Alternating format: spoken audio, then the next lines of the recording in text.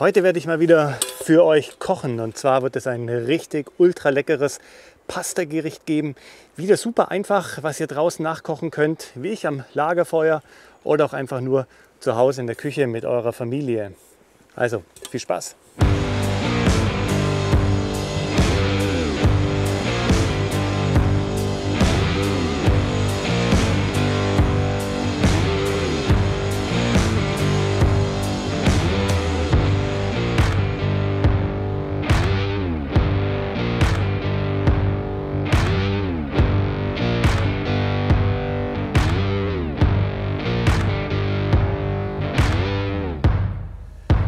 Ahoi Leute, ich bin Atze der Buschpirat. Herzlich willkommen zu diesem neuen Kochvideo. Ich begrüße euch hier im Piratennest an einem wunderschönen Vorfrühlingstag.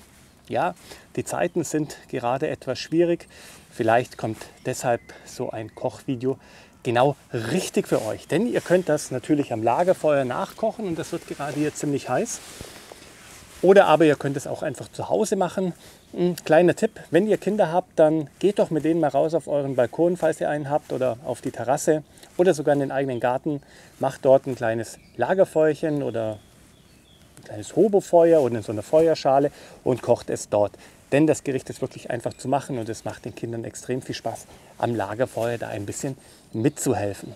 Wie immer bei meinen Kochvideos gehen wir jetzt erstmal kurz durch, was man für Zutaten braucht, und dann werde ich euch Schritt für Schritt erklären, wie wir diese leckere Pasta machen werden. Als allererstes Topf für Wasser und Pasta. Eine Schüssel zum Essen, aber nicht nur dafür, sondern wir werden nämlich eine Spezialität dort in Kürze noch anrühren. Löffel.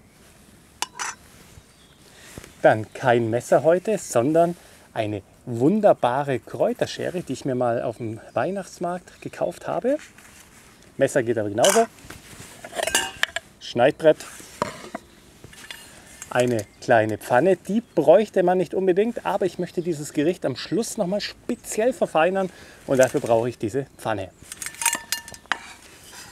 Jetzt die Zutaten. Salz.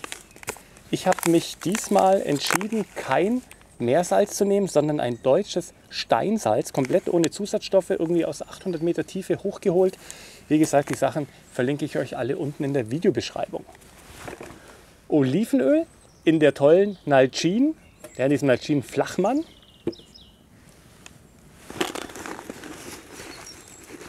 Dann die Pasta. Ich habe mich für diese, wie heißen sie? Verfalle? Sind es Verfalle? Keine Ahnung, für diese Schmetterlingsnudel da entschieden.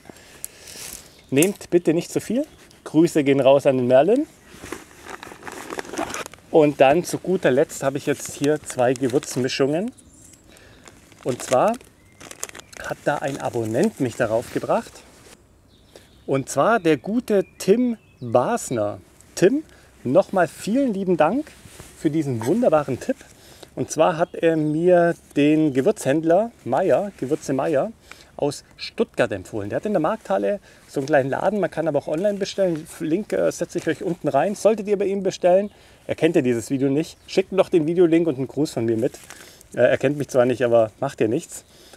Und zwar ist dieser Gewürz Meier, der stellt diese Gewürzmischungen einfach zusammen und die sind unglaublich lecker. Also vom Geruch und vom Geschmack her viel intensiver als die aus dem Supermarkt.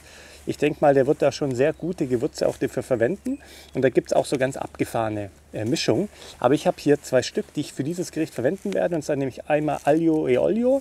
Das ist nur Knoblauch und Chilis sind da drin und ein bisschen Zwiebel, Basilikum und so ein bisschen, ja, aber eigentlich hauptsächlich Chilis und Knoblauch. Und dann einmal ein Bruschetta-Gewürz. Das sind so Tomatenflocken drin, auch ein bisschen Knoblauch und so ein bisschen italienische Kräuter. Und das ist für mich so die Grundlage für dieses Nudelgericht. Und damit es richtig lecker ist, werden diese Gewürze vorher, deswegen auch diese Schale noch ein bisschen im Olivenöl schon eingeweicht.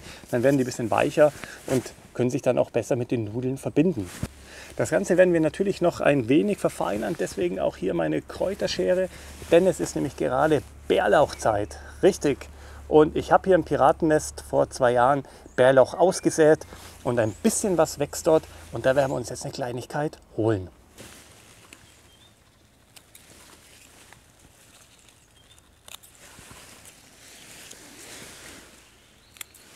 So, schaut mal diese leckeren, saftigen Bärlauchblätter an. Ich denke, so viel werden erstmal reichen, weil ich nicht so eine große Portion machen werde. So, hier nochmal die Zutaten im Überblick. Salz, Olivenöl, Pasta, die 2 Gewürzmischungen, Bärlauch und hier noch die Geheimzutat. So, du kleines Treibein, so komm doch mal zu mir. Komm doch mal zu mir, dass mein Wasser heiß wird. So, da.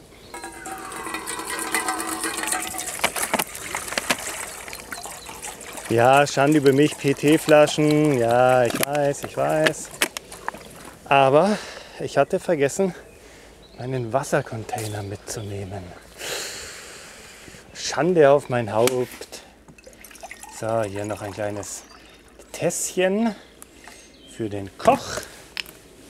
Ein Tässchen Wasser natürlich. Wenn ihr zu Hause seid, könnt ihr euch natürlich auch ein kühles Bier aufmachen. Aber denkt dran, so eine Krise ist nicht dafür gedacht, eure Lust auf Alkohol jeden Tag stillen zu können. Aber beim Kochen mit Familie draußen im Garten, da darf man sich als Familienvater auch ein kühles Bier gönnen. Und falls die Mutti kocht, dann eben ein Gläschen Weißwein, schön gekühlt. So, jetzt werden wir das Wasser mal in Position bringen. Ja, ganz easy. In das Wasser tue ich jetzt gleich das Salz rein. Ja, ich weiß, wenn man das Salz erst später rein tut, dann kocht das Wasser schneller. Aber das ist mir einfach nur egal. Spart bitte nicht mit dem Salz im Nudelwasser. Wie sagt der italienische Pastakoch, das Nudelwasser muss abgeschmeckt werden. Und erst wenn das richtig salzig schmeckt, dann ist es perfekt.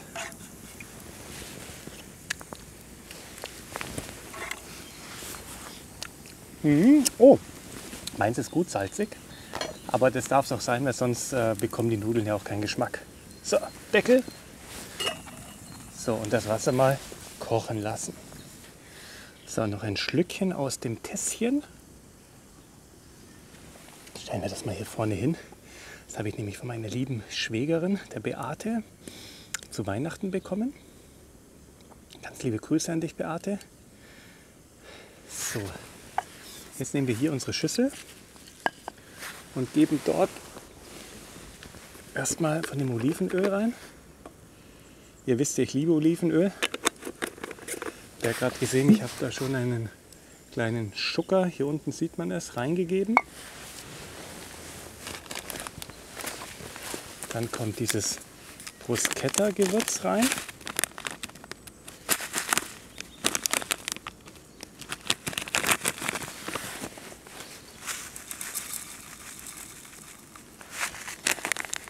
Ihr müsst halt schauen, für wie viele Personen ihr kocht. Entsprechend könnt ihr das einfach ein bisschen anpassen. So, ein bisschen was noch von der Schärfe und dem Knoblauch. Natürlich kann man die Sachen natürlich auch alle frisch reinschneiden. Also ihr könnt auch frische Chili, Schoten und Knoblauch frisch schneiden. Und auch Paprika und alles natürlich. Ja. Und die Tomaten auch natürlich getrocknete kaufen und klein schneiden. Tipptopp.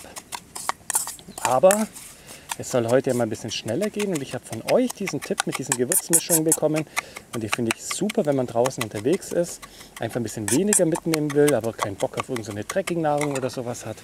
Das ist tipptopp. Hier habe ich jetzt das Gewürz mit dem Olivenöl vermengt. Das kann jetzt hier ein bisschen ziehen und dann wird das richtig cool. So, mal lässig locker die Mütze umgedreht, dass es auch mit der Gesichtserkennung funktioniert. und weil es einfach cooler aussieht. Okay, ich will euch noch ganz kurz die Geheimzutat verraten, die ich hier in dieser Pfanne dabei habe. Habe ich selber noch nicht ausprobiert, werde ich heute zum ersten Mal machen, aber ich bin mir sicher, das wird unglaublich lecker schmecken. Und zwar habe ich hier Cashewkerne dabei, Cashewnüsse. Die werde ich noch ein bisschen klein schneiden und dann später in dieser Pfanne nur kurz anrösten und dann auch noch über die Nudeln geben. Ich glaube, das schmeckt richtig, richtig lecker. Wenn der Bärlauch mal nicht also nicht da sein sollte, wenn ihr das mal später machen wollt, dann kann ich euch eine richtig gute Empfehlung geben. Und zwar nehmt Rucola. Schön bitterer Rucola. Und das mit den Tomaten grün, rot, mit dem Olivenöl, mit dem leckeren Salz, mit der Schärfe, mit dem Knoblauch. Das ist wirklich ein Genuss. Solltet ihr keinen Bärlauch haben, dann nehmt, wie gesagt, einfach ein wenig Rucola. Ach Leute, das sind schon echt ganz verrückte Zeiten. Meine Frau arbeitet im Theater mit ehemaligen Drogenabhängigen, die an Schulen Aufführungen machen. Ja, mal schauen, ob die dieses Jahr noch einen Auftritt dort machen werden, an den Schulen. Also denen geht es nicht gerade so gut. Aber meine Frau hat gesagt, und damit hat sie verdammt nochmal recht, dass auch in jedem Schlechten auch immer was Gutes steckt. Wir werden die Gesellschaft sicherlich nicht mehr wiedererkennen danach. Ich hoffe im positiven Sinne. Wie denkt ihr denn darüber? Ich weiß, das passt jetzt nicht so in dieses Kochvideo, weil ich denke, dieses Video werden sicherlich auch Leute in 2 Jahren anschauen. Also für die, die es anschauen und nicht wissen, wovon ich rede. Dieses Video ist Ende März 2020 entstanden. Ich denke, das sollte jedem ein Begriff sein. Ja, meine Kinder leben die Zeit jetzt gerade so wie ich damals Tschernobyl. Ungefähr gleiches Alter, ähnliche Situation. Puh. Ja, die werden sich ihr Leben lang auch daran erinnern.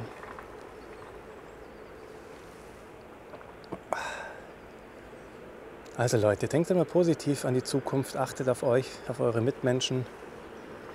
Seid solidarisch, sozial, beim Einkaufen, bei der Nächstenliebe, wo auch immer. Ja. Schön, die Vögel, die fliegen da, als ob die Bussards, als ob es ja, alles ganz normal ist. Die freuen sich wahrscheinlich. Weniger Lärm, weniger Menschen, keine Kondensstreifen, keine Flugzeuge am Himmel. Der Landwirt da unten, der fährt auch rum. Ja, bei ihm muss es auch weitergehen, ganz egal, was auf der Welt passiert. Aber das soll ein Kochvideo sein, kein Labervideo. Das Kochwasser, das Nudelwasser, das kocht. Also Leute, mach mal weiter, dass es was Leckeres zum Essen gibt, denn schlechte Laune und schlechte Gedanken kann man mit einem leckeren Essen austreiben. Und wie gesagt, übertreibt es nicht mit der Pastamenge, denn es geht so schnell, dass ihr zu viel macht. Und man muss nicht immer so voll gefressen sein. Das ist ein bisschen mehr. Ihr habt doch vorhin meine Wassertasse gesehen. Ein bisschen mehr Pasta. Moment, ich zeige sie euch nochmal. Ich habe ein bisschen mehr Pasta genommen, als in diese Tasse reinpassen. Und das wird mir reichen, das verspreche ich euch. So, in der Zwischenzeit werde ich mal die Nüsschen noch vorbereiten. Dazu kommt einfach ein ganz kleiner Schluck Olivenöl ins Pfännchen.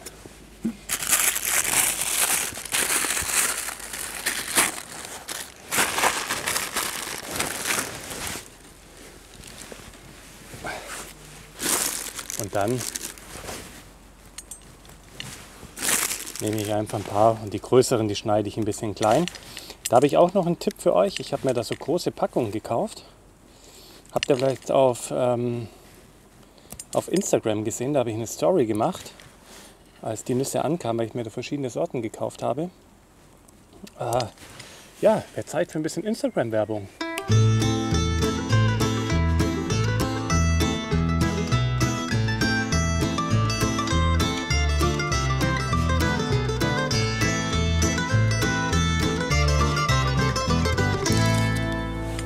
Also wenn ihr da ein bisschen was sehen wollt, dann abonniert mich da auf jeden Fall auch oder folgt mir. Das sind ja Follower und keine Abonnenten. Und genau, und dort, wo ich die gekauft habe, kann ich euch unten auch mal verlinken. Da kann man auch Cashew-Bruch kaufen. Der ist deutlich günstiger und es sind halt einfach die kaputten, zerbrochenen Nüsse. Ach komm, die lassen wir doch einfach ein bisschen gröber. Lecker. Und Nüsse sind einfach so lecker. Ich habe die alle ungesalzen, ungewürzt und was weiß ich geholt. Ein paar gehen noch. So, perfekt. Hier seht ihr, die sind ziemlich zerbrochen. Also klar habe ich ein paar zerschnitten und mit der Hand zerbrochen, aber der Bruch sieht im Prinzip so aus. Aber geschmacklich und so natürlich astrein. Oh, Pasta ist eigentlich wirklich eine ganz leckere Geschichte. Und wenn ihr euren Kindern mal eine richtige Freude machen wollt, dann holt euch mal eine Pastamaschine, so eine mit Handkurbel und macht die Nudeln mal selber. So Spaghetti oder so. Boah, ist das lecker. Und so einfach. Ein bisschen brauchen sie noch.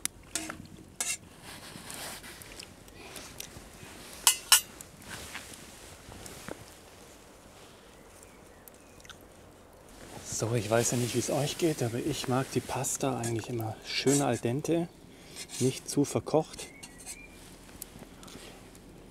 Perfekt.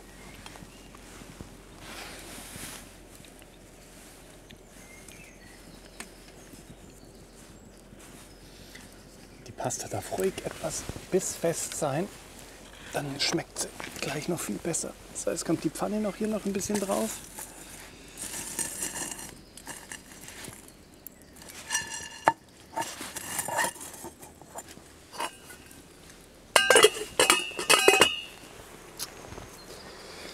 Ja, ich weiß, Salzwasser ist jetzt nicht so gut für die Natur. Oh, aber da unten, das ist ziemliches Unkraut, was dort wächst. Und da das mein eigenes Grundstück ist, erlaube ich mir hier das Salzwasser auszukippen. Denkt dran, eure Soße nicht zu sehr zu salzen, da jetzt natürlich die Nudeln also schon echt gut salzig sind. Passt da ein bisschen auf, vor allem wenn ihr nicht so gerne salzig esst. Ich esse gerne salzig. So, da la. Ja, das geht in den Eisenpfannen immer so schnell. Einfach ein bisschen anrösten lassen, nicht verbrennen lassen, aber wenn sie so ganz leicht braun sind, finde ich persönlich so geröstete Nüsschen am leckersten. Und jetzt kommt die große Vereinigung.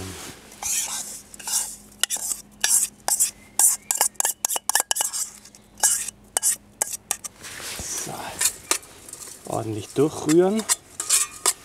Oh, ich sag euch, diese Gewürzmischung, die duftet der absolute Wahnsinn. So, Freund Bärlauch. Ja, da kleine Zecke noch drauf. Müsst ihr natürlich vorher waschen. Ich mache es nicht. So. So, und jetzt richtig schön grob. Ihr wisst, dass ich Zutaten beim Kochen gerne noch erkenne. Oh, dieser Bärlauch, wie der auch duftet hier. So, auch noch gerade, wenn der jetzt warm wird hier mit den Nudeln, schaut euch mal diesen Genuss hier an. Lecker. Jetzt noch die Nüsschen dazu mit einer schönen leichten Bräune.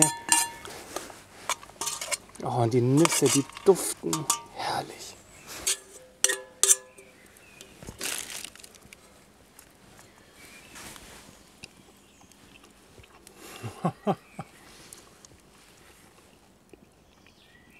Unglaublich. Schaut euch mal dieses leckere Essen an. Die Schüssel ist ziemlich voll mit nur einer Tasse Nudeln. Oh, das duftet hier mit diesen Nüssen, hier mit dem Bärlauch. Wie gesagt, Rucola geht auch. Herrlich, herrlich und so einfach zu machen, so einfach zu machen. Leute, ich habe richtig Kohldampf. Ich werde mich jetzt auf meinen Lieblingsplatz verziehen, nämlich unten auf die Bank. Die kennt ihr auch schon. Da werde ich genüsslich dieses leckere Essen zu mir nehmen. Ich hoffe, dieses Video hat euch gefallen. Ich möchte mich jetzt schon von euch verabschieden. Wenn es euch gefallen hat, freue ich mich natürlich wie immer über einen Daumen nach oben. Abonniert den Kanal, wenn ihr es noch nicht getan habt, um weitere Rezepte und Outdoor-Abenteuer nicht zu verpassen. Wie immer, schreibt mir auch eure Rezeptideen, gerade was Pasta betrifft, mal unten in die Kommentare.